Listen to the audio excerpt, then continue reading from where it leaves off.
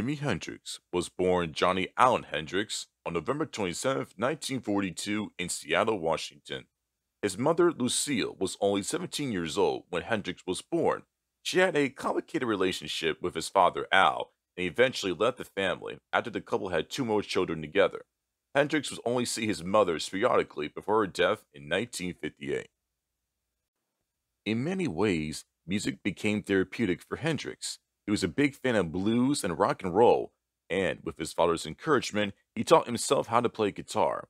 When he was 16, his father bought him his first acoustic guitar, and the next year, his first electric guitar. Shortly thereafter, he began performing with his band, the Rocking Kings.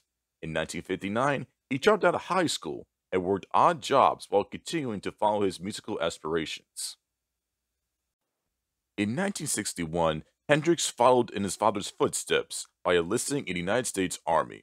While training as a paratrooper, Hendrix still found time for music, forming a band named the Keen Casuals.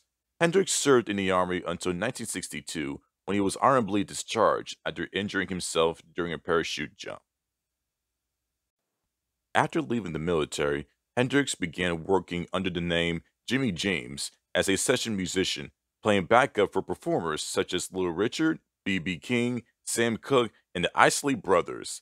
In 1965, he also formed a group of his own called Jimmy James and the Blue Flames, which played gigs around New York City's Greenwich Village. In mid 1966, Hendrix met Ches Chandler, the bass player of the British rock group The Animals, who signed an agreement with Hendrix to become his manager. Chandler convinced Hendrix to go to London, where he joined forces with bassist Noel Redding and drummer Mitch Mitchell to form the Jimi Hendrix Experience. While performing in England, Hendrix built quite a following among the country's rock royalty, with the Beatles, the Rolling Stones, The Who, and Eric Clapton all become great admirers for his work.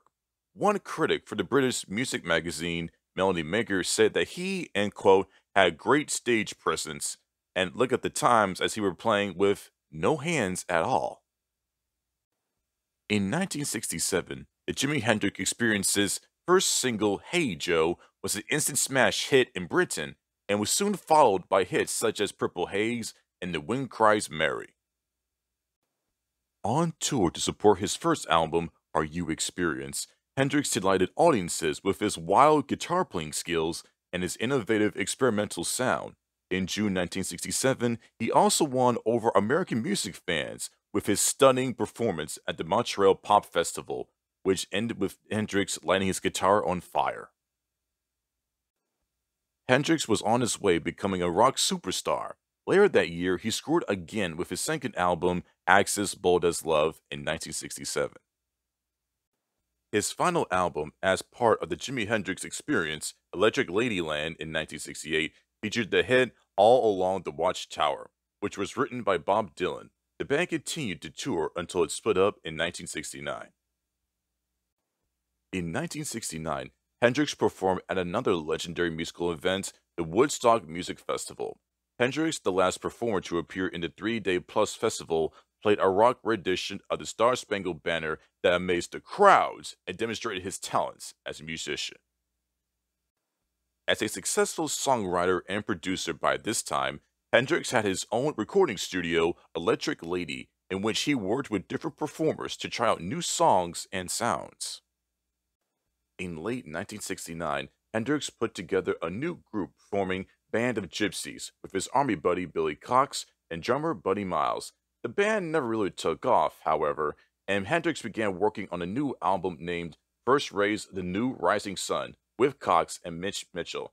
Sadly, Hendrix would not live to complete the project.